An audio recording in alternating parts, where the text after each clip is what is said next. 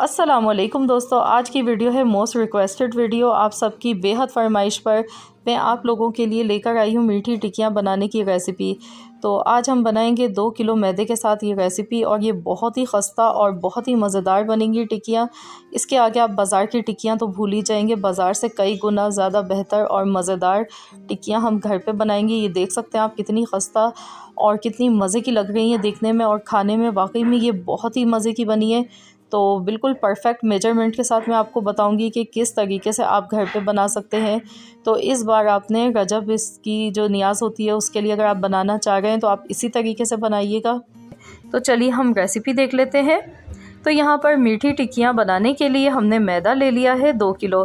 2 kilo मैदा measurement किया हुआ लिया है, और इसमें हम डालेंगे सूजी हम इसमें डालेंगे 1.5 पाव। तो आपने ये तमाम अज्जा नोट डाउन कर लेने हैं, और सेम इसी तरीके से आपने ये सारी चीज़ें डालनी हैं।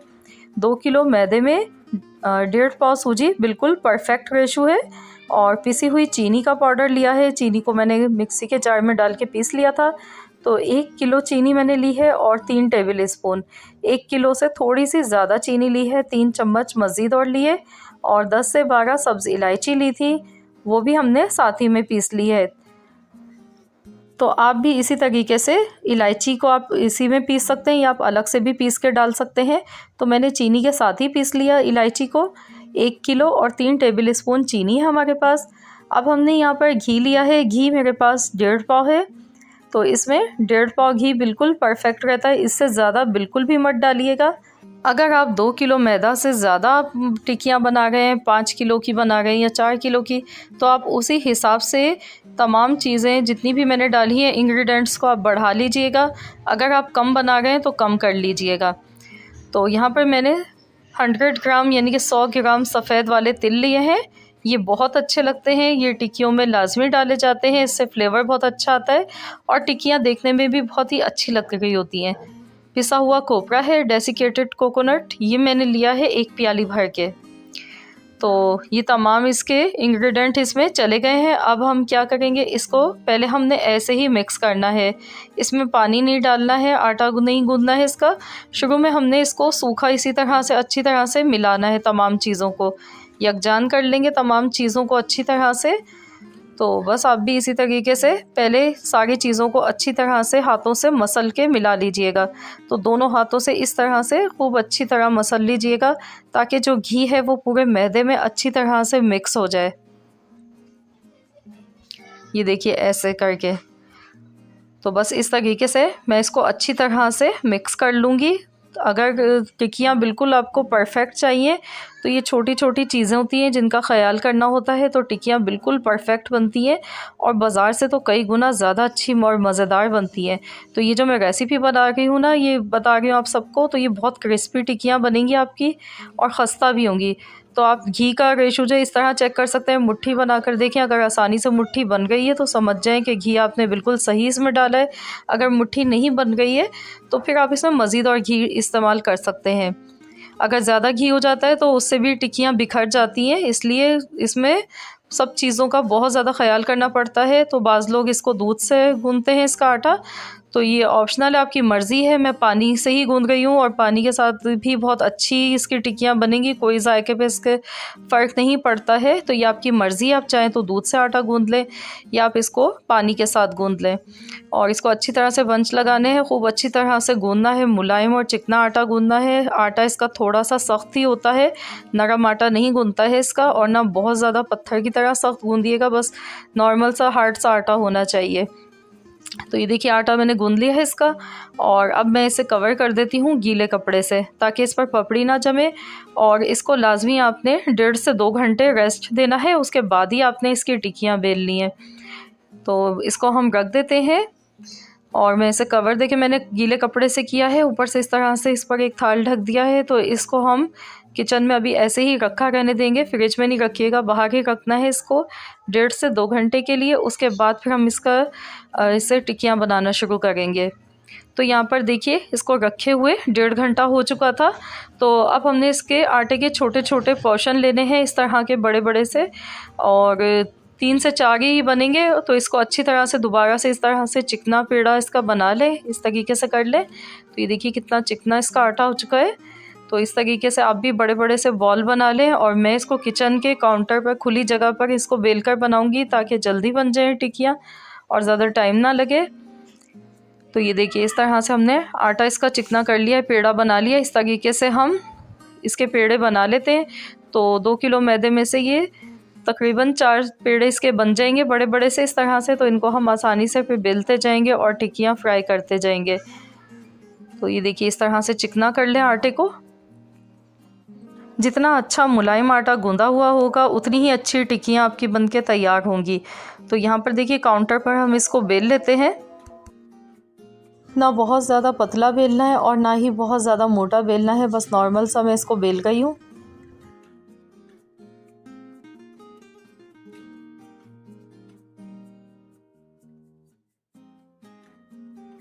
अब हम गिलास की मदद से इसकी शेप देंगे गोल। तो गिलास से आप भी इस तरीके से काट लीजिएगा, या फिर आप चाहें तो कटर से भी काट सकते हैं, जिस साइज़ की भी आपको काटती हो। तो इस तरीके से आसानी से आप काट सकते हैं। तो ऑयल मैंने गरम होने के लिए चढ़ा दिया है, ऑयल हमारा गरम हो रहा है।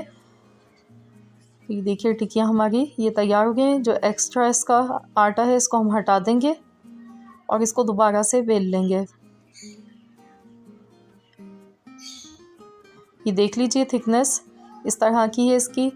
और ऑयल यहाँ पे गरम हो चुका है। ठंडे ऑयल में मत डालिएगा, आपने गरम ऑयल में ही डालना है। लो टू मीडियम फ्लेम पर इनको फ्राई करना है।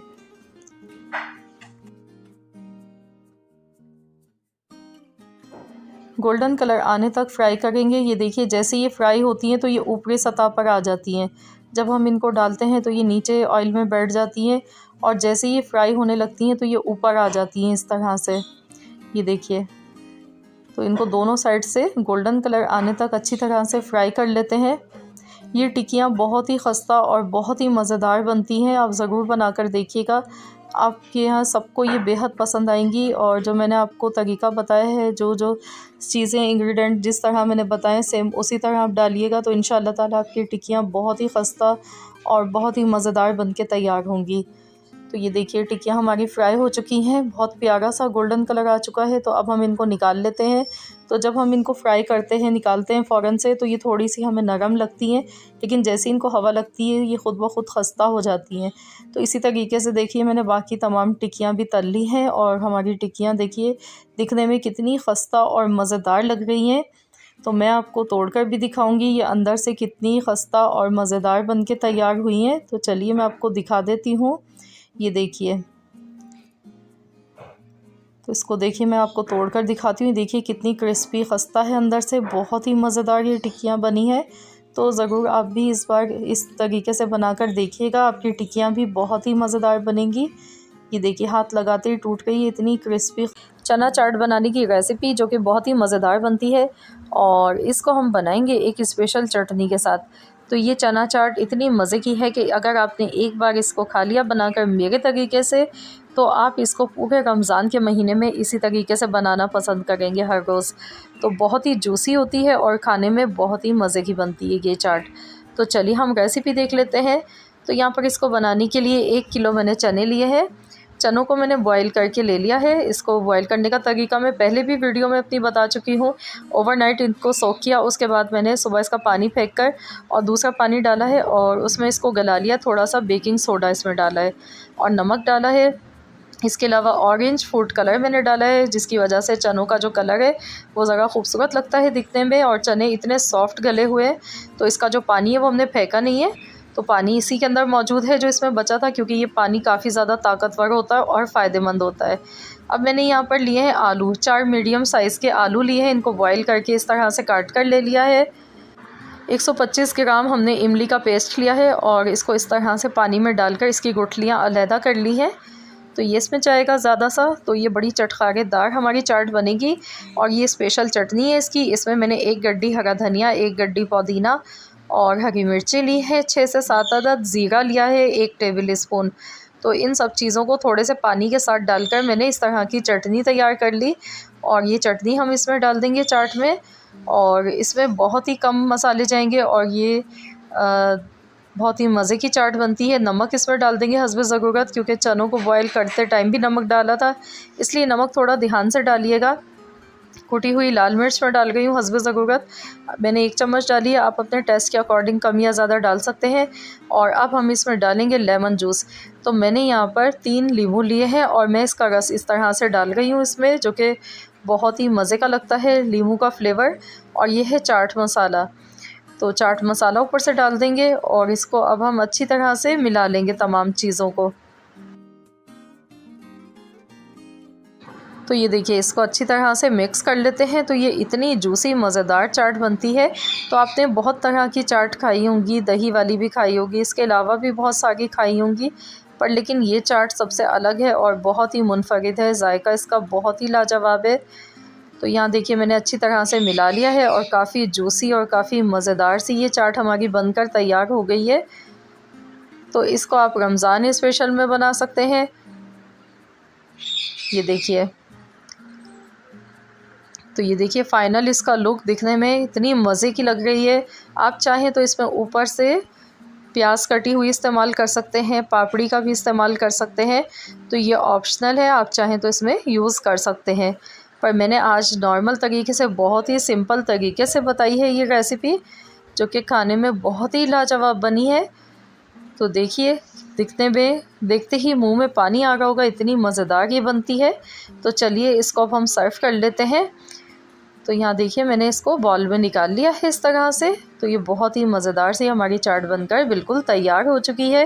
तो ज़रूर आप लोग भी इस रेसिपी को ट्राई कीजिएगा और मुझे अपना फ़ीडबैक ज़रूर दीजिएगा कि आप सबको कैसी लगी है आज की हमारी ये रेसिपी। कहते हैं ये बहुत ही मज़ेदार रेसिपी है और इसको कुंडे की नियाज़ में भी अक्सर घरों में बनाया जाता है। इसको चौबे की पूरी भी कहते हैं या फिर इसको करंजी कहते हैं। आपकी ज़बान में आप इसको क्या कहते हैं, तो आप मुझे कमेंट्स में ज़रूर बताइएगा। तो ये बहुत ही मज़ेदार सा स्नैक है जो कि बहुत ही मज़े का बनता है और इसको 15 दिन तक आप स्टोर भी कर सकते हैं।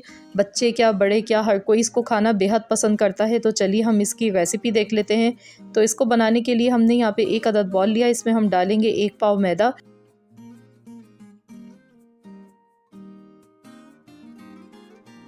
नमक हस्ब ज़रूरत मैंने डाला है आधा चम्मच।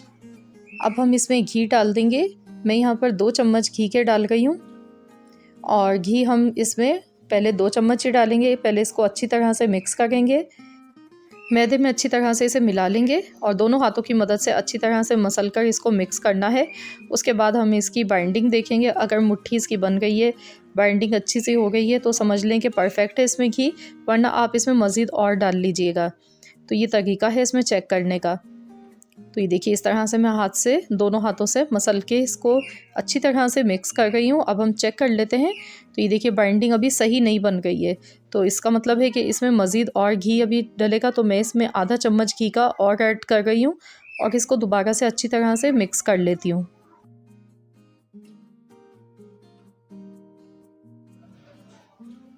तो दोबारा से हम चेक करते हैं। ये देखिए, आसानी से ये बाइंड हो रहा है मैदा, तो इसका मकसद है बिल्कुल सही इसमें घी है। तो बस अब हम इसको थोड़े से पानी के साथ इसका डो तैयार कर लेते हैं। ना बहुत ज़्यादा हार्ड होना चाहिए और ना बहुत ज़्यादा सॉफ्ट।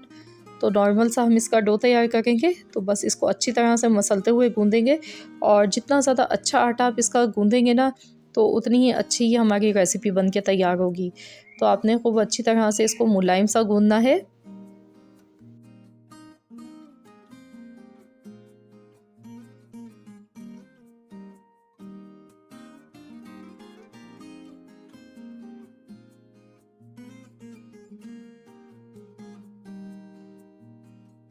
तो यहाँ पर देखिए, मैंने इसको चिकना करने के लिए अच्छी तरह से 3 से 4 मिनट तक खूब अच्छी तरह से इसे गूंद लिया है। तो बस अब इसे हम कवर कर देंगे, ऊपर से इस पर घी लगाएंगे थोड़ा सा, ताकि इस पर ऊपर पपड़ी ना जमे। तो इसको कवर कर देते हैं और 1 घंटे के लिए हम इसको रेस्ट देंगे।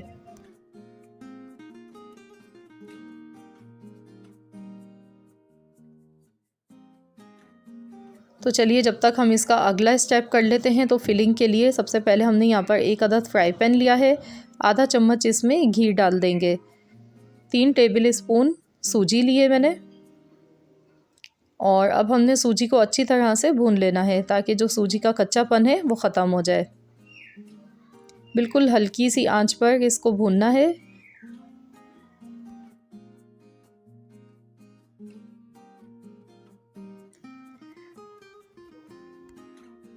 तो यहाँ देखिए सूजी हमारी हाफ़ डन हो चुकी है। अभी पूरी तरह से ये नहीं भुनी है, तो इसमें हम डालेंगे पिसा हुआ खोपरा यानी कि ड्राई डेसिकेटेड कोकोनट।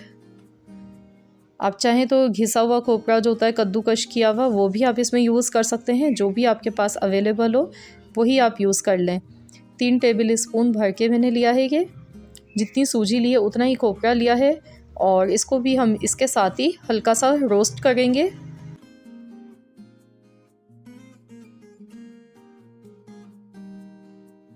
और अब हम इसमें ड्राई फ्रूट्स डालेंगे चॉप किए हुए। यहाँ पर बादाम, पिस्ते, काजू, अखरोट और 4 मगज़, ये सारे मेरे पास ड्राई फ्रूट्स हैं। तो आपके पास जो भी अवेलेबल हो आप वही डाल सकते हैं। ये मैंने 4 टेबल स्पून भर के लिए हैं। तो इनको अच्छी तरह से मिक्स कर लेते हैं। तो यकीन मानिए इस टाइम जो इनकी खुशबू आ रही है रोस्ट होने की, बहुत ही अमेजिंग है, बहुत ही ज़बरदस्त। तो ये फिलिंग जो है ये बहुत ही मज़े की बन के हमारी तैयार होने वाली है।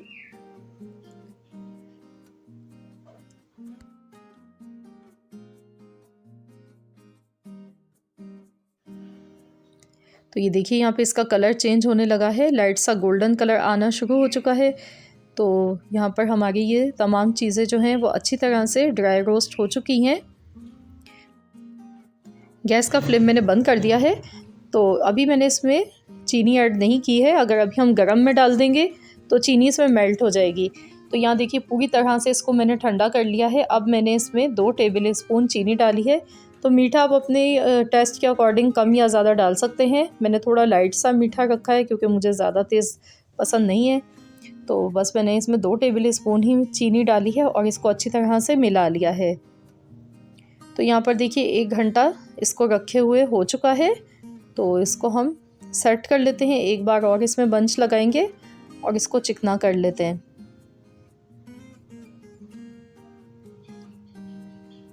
अब हम इसके छोटे छोटे से पेड़े बनाएंगे।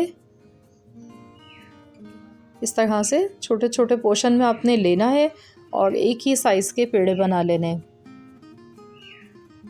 जैसे हम पूरियाँ बनाते हैं ना, तो उसके लिए जितना हम पोर्शन लेते हैं उससे थोड़ा सा छोटा आपने लेना है। तो इस तरह से ये सारे पेड़े बना के रख लेने हैं। ये देखिए, तो सबसे पहले सारे पेड़े बना लेने, उसके बाद फिर हम इसका अगला स्टेप करेंगे। तो चलिए इस तरीके से मैं सारे पेड़े इसके रेडी कर लेती हूँ और फिर आपसे मिलती हूँ।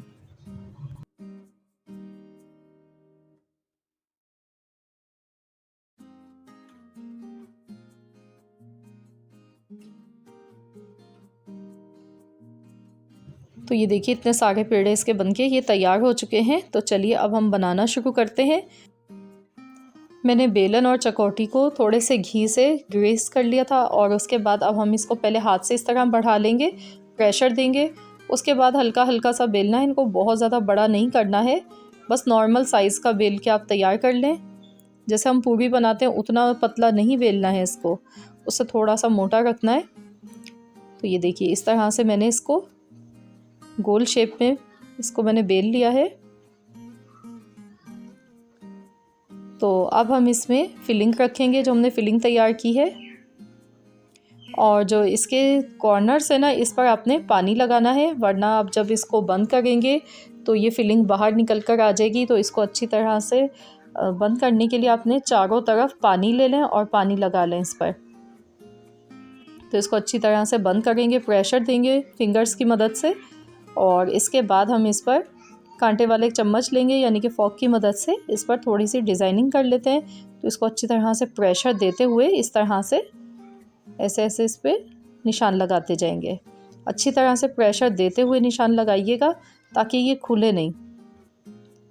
तो इसी तरीके से बाकी और भी बना लेते हैं। तो ये देखिए ये मैंने इसको बेल लिया है और इस पर मैं पानी लगा रही हूँ पहले। तो चारों तरफ अच्छी तरह से इस पर पानी लगा लिया है मैंने। अब हम इसमें फिलिंग रखेंगे हस्ब ज़रूरत और इसको अब हम फोल्ड कर लेते हैं। बहुत ही आसान है ये काम, मिनटों में हो जाता है, ज़्यादा टाइम नहीं लगता है इसको बनाने में। पहले हम इस तरह से फिंगर से इस पर प्रेशर देंगे, अच्छी तरह से इसको बंद करेंगे और अब हम फोक लेंगे और उससे इस तरह से प्रेस करते जाएंगे।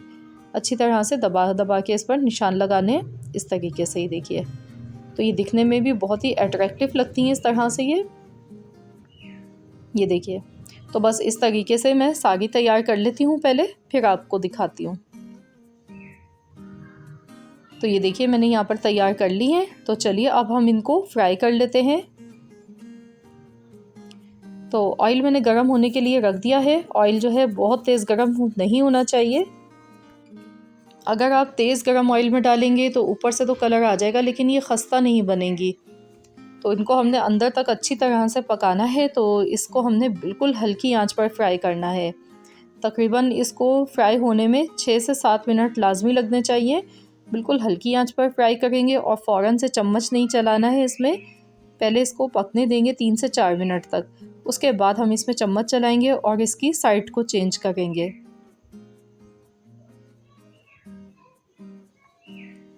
तो ये देखिए, ये जैसे ही पकना शुरू हुई हैं तो ये कैसे अलग अलग भी हो गई और फूलना शुरू हो गई हैं। तो अब हम इसकी साइड चेंज कर देते हैं। इस तरीके से फ्राई करने से ये होता है कि ये क्रिस्पी क्रिस्पी और खस्ता बनती हैं। तो ये जो मैंने आपको फिलिंग दिखाई है, सेम आप इसी रेसिपी से आटा गूंथकर आप चाहें तो आप इससे आलू वाले समोसे, कीमे वाले समोसे, या तो फिर आप इसी के साथ वेजिटेबल समोसे भी बना सकते हैं। सेम यही तरीका होता है, बस फ्राई में आपने एहतियात करनी होती है कि जब आप फ्राई करने लगें तो आपने जो ऑयल है वो आपका तेज़ गरम नहीं होना चाहिए और बिल्कुल हल्की आंच पर आपने इनको फ्राई करना है। और जैसे ही थोड़ा पकना शुरू हो जाए उसके बाद आप मीडियम इसकी गैस की जो फ्लेम है उससे कर सकते हैं। मैंने इस टाइम पर मीडियम कर दिया है। तो बस शुरू में बिल्कुल लो आंच पर आपने पकाना है। उसके बाद 3 से 4 मिनट बाद आप गैस की फ्लेम को बढ़ा सकते हैं। तो यहाँ देखिए कितना खूबसूरत सा इनका कलर आ चुका है और दिखने में ही आपको अंदाज़ा हो रहा होगा ये एकदम क्रिस्पी बन के तैयार हुई हैं। तो बस इनको अब हम निकाल लेते हैं। तो देखिए माशाल्लाह कितने ज़बरदस्त ये बनी है। ये देखिए, वाह, बहुत ही ज़बरदस्त। तो ज़रूर आप लोग भी इस रेसिपी से ट्राई कीजिए और मुझे कमेंट्स बॉक्स में ज़रूर बताइए। तो आप इसको किसी भी एयर टाइट जार में डालकर आप रख सकते हैं या फ्रिज में आप इसको रख सकते हैं। 15 दिन के लिए आप इसे स्टोर कर सकते हैं। ये बिल्कुल भी ख़राब नहीं होंगी। तो मैं आपको तोड़कर भी एक दिखाऊंगी कि ये कितनी ज़्यादा क्रिस्पी और खस्ता बनी है। तो ये देखिए मैं आपको तोड़कर दिखाती हूँ। ये देखें कितनी क्रिस्पी बनी है ये देखें, बहुत ही ज़बरदस्त। तो ज़रूर इस रेसिपी को ट्राई कीजिएगा और मुझे फ़ीडबैक ज़रूर दीजिएगा कैसी लगी आप सबको आज की हमारी ये रेसिपी। आई होप कि आप सबको ये रेसिपी ज़रूर पसंद आई होगी। अगर रेसिपी अच्छी लगी है तो वीडियो को लाइक ज़रूर कीजिएगा। फ्रेंड्स एंड फैमिली मेम्बर्स के साथ ज़्यादा से ज़्यादा इस रेसिपी को शेयर कीजिए। की बेहद फरमाइश पर लेकर आई हूँ पूरी बनाने की रेसिपी। रजब के महीने में ये हमारे यहाँ बहुत ज़्यादा बनाई जाती हैं और बहुत सारे घरों में कुंडे की नियाज़ की जाती है, तो उसमें ये स्पेशली बनाई जाती है। वैसे तो ये आम दिनों में ब्रेकफास्ट में भी खाई जाती हैं, लोग घर पर भी बनाते हैं। तो इसको बनाने का जो बिल्कुल ओरिजिनल ऑथेंटिक इसका तरीका है वो मैं आपसे शेयर करूँगी। तो स्टेप बाय स्टेप आपने ज़रूर देखना है। तो आपकी पूरी भी बिल्कुल इसी तरह फूली हुई बनेगी और साथ में इतनी ही खस्ता भी होगी। ये देखिए हम तोड़ेंगे तो ये टूट के चूरा नहीं हो रही है, पर लेकिन ये खस्ता है और इतनी मज़ेदार ये पूरी है कि इतनी अच्छी तो आपको कहीं बाहर से या किसी महंगे से महंगे रेस्टोरेंट से भी आपको इतनी ज़बरदस्त पूरी बनी हुई नहीं मिलेगी। तो मैं गारंटी से कह सकती हूँ अगर आप इसको सेम रेसिपी को फॉलो करेंगे तो आपकी पूरियाँ भी इसी तरह से बहुत ही ज़बरदस्त बन के तैयार होंगी। तो ये देख सकते हैं आप कितनी फूली फूली हुई हमारी पूरियाँ बन गई हैं। तो चलिए हम रेसिपी देख लेते हैं। रेसिपी शुरू करने से पहले अगर आप मेरे चैनल पर नए हैं, पहली मर्तबा मेरी वीडियो को वॉच कर रहे हैं, तो आपसे मेरी एक हम्बल सी रिक्वेस्ट है कि चैनल को सब्सक्राइब कर लीजिए और साथ ही में दिए गए बेल आइकॉन को भी प्रेस कीजिए ताकि आपको मेरी हर नई आने वाली वीडियो की नोटिफिकेशन सबसे पहले देखने को मिल सके। तो चलिए रेसिपी देख लेते हैं। इसके लिए एक बाउल में सबसे पहले 2 कप मैदा लेना है और 1 कप गेहूं का आटा, यानी कि नॉर्मली जो हम रोटी रोज़ाना डेली बनाते हैं तो ये वही आटा है। 1 कप आप आटा लेंगे और 2 कप मैदा, आधा चम्मच इसमें नमक का मैंने डाला है और साथ में हम इसमें डालेंगे दही। दही मैं यहाँ पर 3 चम्मच डाल रही हूँ, 3 टेबल स्पून आप डाल लीजिएगा। इससे पूरियाँ जो हैं बहुत ज़्यादा सॉफ्ट बनती हैं और ये लाजमी डालें, इसकी वजह से हमारी पूरियाँ हार्ड नहीं होती हैं। तो अब हम इसमें घी डालेंगे। घी मैं अभी इस टाइम पर 2 चम्मच भर के डाल गई हूँ। तो आप देख सकते हैं ये जमा हुआ घी है। ये 2 चम्मच जो हम बिरयानी जिस चम्मच से खाते हैं वो वाला चम्मच मैंने लिया है। अगर आप मेल्टेड घी ले रहे हैं तो आप इसमें 3 टेबल स्पून भर के डाल दीजिएगा। अब हमने इसको अच्छी तरह से मिक्स करना है। मिक्स करने का मकसद क्या है कि इसमें जो मैंने घी डाला है और दही डाला है वो पूरे आटे में यकजान हो जाए, अच्छी तरह से एक एक दाने में मिल जाए। उसके बाद हमने इसमें पानी थोड़ा थोड़ा डालना है और इसका एक डो तैयार करना है। जैसे हम रोटी पकाने के लिए जैसा आटा गूंथते हैं उससे थोड़ा सा हार्ड आपने आटा गूंथना है।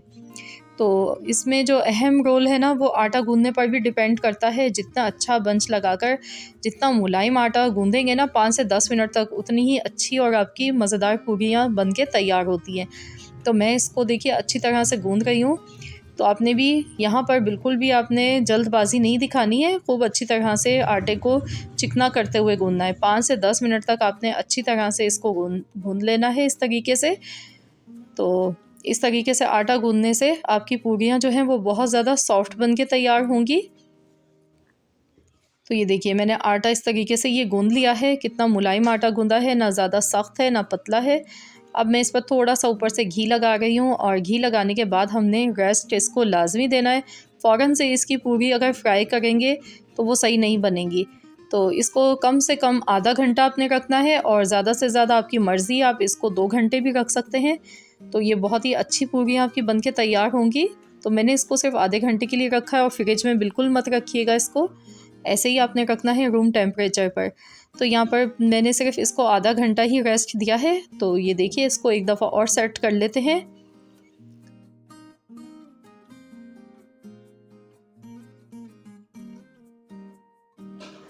तो अब हमने इसकी छोटी छोटी सी लोइयाँ बनानी है। इस तरह से छोटे छोटे से पेड़े बना लें।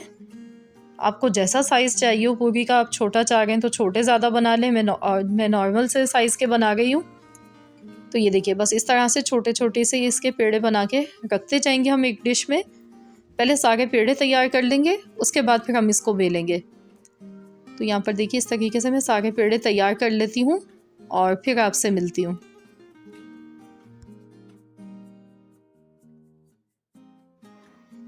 तो ये देखिए इतने सारे पेड़े बनके तैयार हो चुके हैं।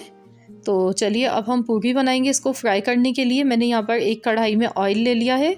ऑयल को मैंने गरम होने के लिए रख दिया है क्योंकि पूरियाँ जो हैं वो हमेशा गरम ऑयल में फ्राई की जाती हैं। अगर ठंडा ऑयल होगा तो पूरी आपकी कभी भी फूलेगी नहीं। तो अब मैंने यहाँ पे बेलन पर भी घी लगा दिया है और इस तरह से आपने ऑयल से या घी से आप इसको ग्रीस कर लें। मैंने घी से किया है। और अब हम पूरी को इस तरह से बेल लेते हैं और इसको बारीक बिल्कुल पतला सा बेलेंगे।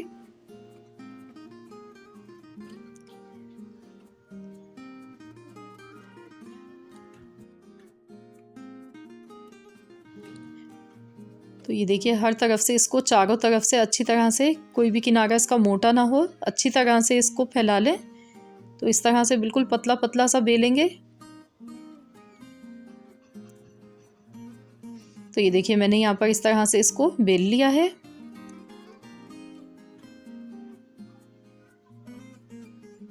तो चलिए अब हम इसे ऑयल में डालेंगे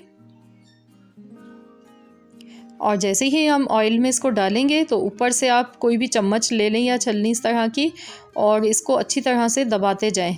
अगर आप इसको इस तरह से दबाकर बनाएंगे तो ये देखिए इतनी पूरी फूल जाती है। तो ये अगर आपको फूली हुई पूरियाँ चाहिए तो आप इसको इस तरह से जब भी पूरी आप डालें गरम ऑयल में तो उसके बाद आप ऊपर से इसको इस तरह से प्रेस करें किसी चम्मच से, तो ये फूल जाती हैं। तो ये देखिए कितना खूबसूरत सा कलर आया इसका। तो इनको फ्राई होने में बिल्कुल भी ज़्यादा टाइम नहीं लगता है, सेकंडों में ये फ्राई हो जाती हैं। तो बस ये देखिए कितनी ज़बरदस्त फूली हुई पूरी हमारी बनके ये भी तैयार हुई है। तो इसी तरीके से मैं सारी पूरियों को फ्राई कर लेती हूँ।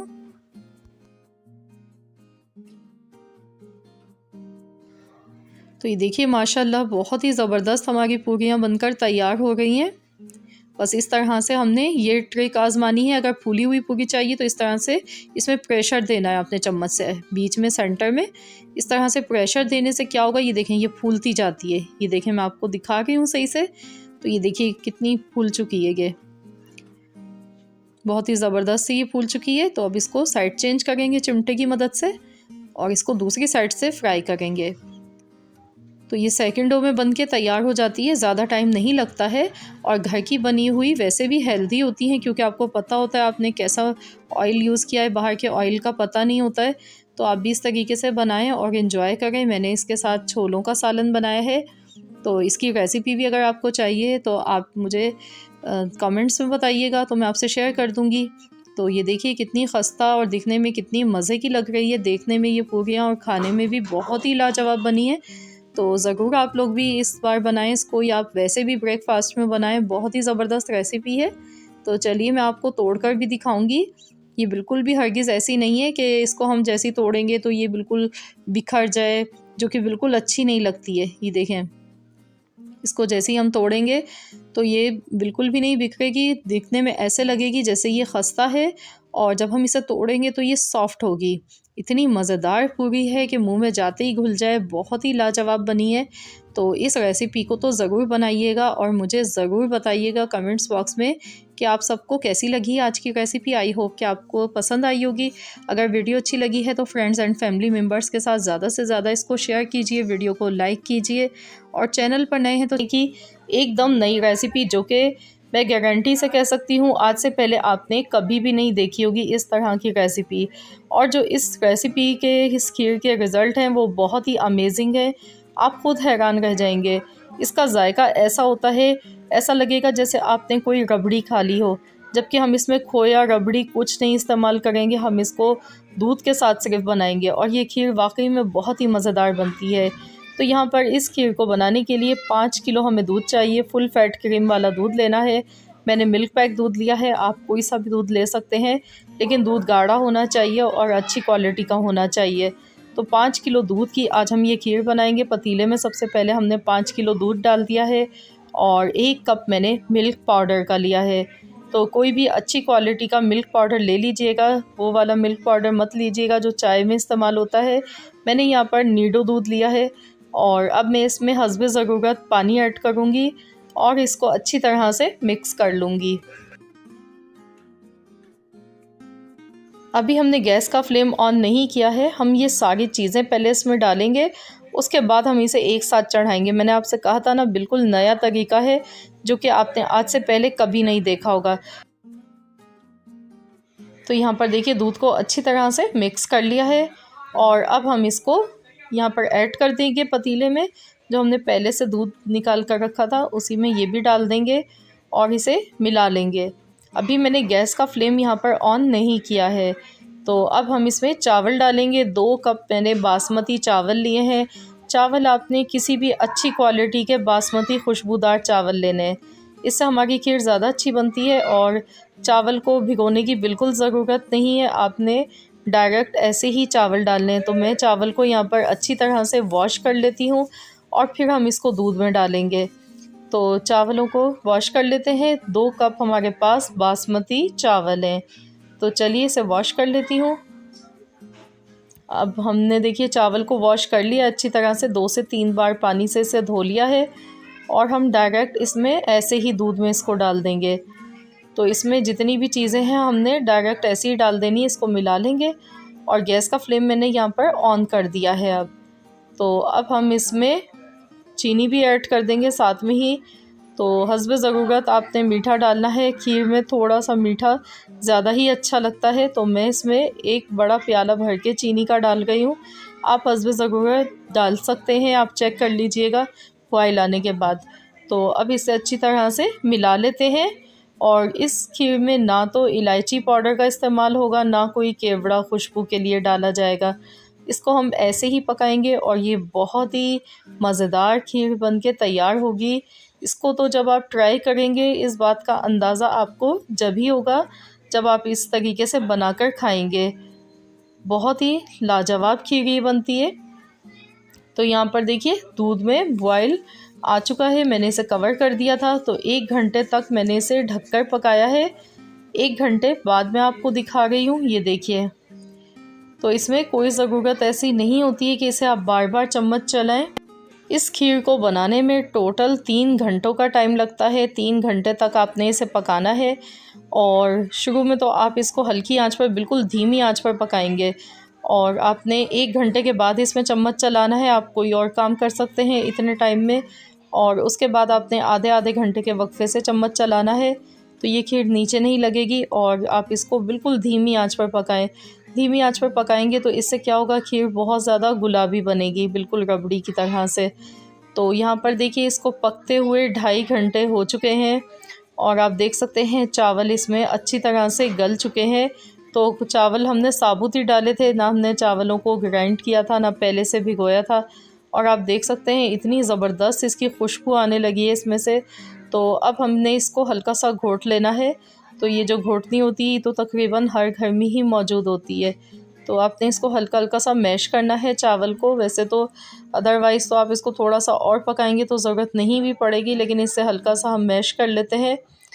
तो बस इस तरीके से 5 से 6 मिनट तक इसको मैश करना है। तो ये खीर हमारी यकजान हो जाएगी और बहुत ही ज़्यादा मज़ेदार बनके तैयार होती है। अगर आपके घर पर दावत हो तो आपने ये स्पेशल खीर ज़रूर मेहमानों को बनाकर खिलानी है। आपकी तारीफ़ों की वाह वाह हो जाएगी और सब आपसे रेसिपी इसकी बार बार पूछेंगे कि आपने इस खीर को किस तरीके से बनाया है। ये इतनी अमेजिंग रेसिपी है। तो यहाँ पर आप इसकी थिकनेस भी देख सकते हैं। खीर हमारी अच्छी खासी गाढ़ी भी हो चुकी है और कलर भी गुलाबी हो चुका है। अब मैं इसमें बादाम पिस्ते मैंने आधी कटोरी डाले हैं, पिसे हुए बादाम पिस्ते हैं ये चॉप किए हुए, और इसे अच्छी तरह से मिक्स कर लेंगे। ये देखिए कंसिस्टेंसी आप देख लें इसकी, बिल्कुल परफेक्ट है, क्योंकि ये ठंडी होने के बाद मज़ीद और ज़्यादा गाढ़ी हो जाती है। तो इस खीर को बनाने में जो टोटल टाइम मुझे लगा वो 3 घंटे। इसको प्यालों में हम निकाल लेते हैं। तो ये देखिए यहाँ पर इस 5 किलो दूध की खीर से हमारे 3 प्याले बनकर तैयार हुए हैं और मैंने इसको गार्निश कर दिया है ऊपर से बादाम पिस्ते और काजू के साथ में, और मैंने इसे फ्रिज में रख दिया था 2 घंटे के लिए। तो खीर हमारी ठंडी हो चुकी है और आप इस खीर को चाहें तो शीरमाल के साथ खाएं, ये बहुत ही मज़ेदार लगती है, या आप इसे पूरियों के साथ खाएं, बहुत अच्छी लगती है, या फिर आप इसको वैसे भी चम्मच के साथ खाएं, बेहद लजीज बनी है ये। तो आप दावतों में इस बार यही डिश बनाइएगा, स्वीट डिश, तो इंशाल्लाह ताला आप सबकी बेहद तारीफ़ होगी और सभी को ये बहुत ज़्यादा पसंद आएगी। ये देखिए दिखने में बिल्कुल ऐसे लग रहा है जैसे हमने इसमें खोया डाला है या रबड़ी डाली है। इतनी मज़ेदार ये बनी है कि आपका दिल चाहेगा आप खाते चले जाएं। बहुत ही मज़ेदार खीर बनती है इस तरीके से, तो ज़रूर ट्राई कीजिएगा। और अगर रेसिपी अच्छी लगी है तो वीडियो को लाइक ज़रूर कीजिए। चैनल पर नए हैं तो चैनल को सब्सक्राइब कर लें। मिलते हैं इंशाल्लाह ताला नेक्स्ट वीडियो के साथ।